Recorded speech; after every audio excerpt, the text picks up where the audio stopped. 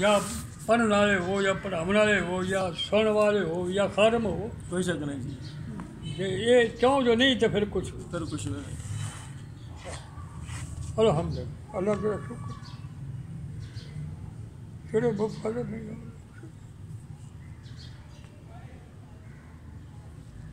ਜਿਹੜਾ दीन ਦਾ उलमा ਦਾ गिला करो बंदा चंगा नहीं ਹੁੰਦਾ। कोई शक नहीं।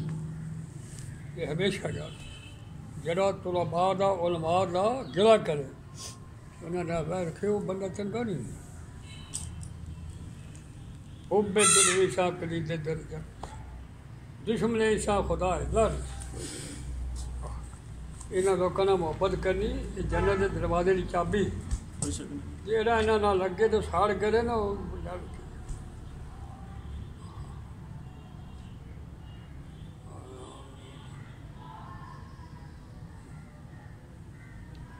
साढ़े दौर से फारसी बड़ी पढ़ाई जाती। हाँ जी हाँ जी, बड़ी ज़्यादा जी। हुण बेगानी हो गई जबान फारसी बड़ी चंगी जबान, लेकिन वो छड़ गए ना, स्लो ही था, बिल्कुल नहीं था। ये गलत है। इन्हें फन समझ के ना जरूर पढ़ाना चाहिए। फन समझ के कानून दे विच बड़ी चीज हो रही।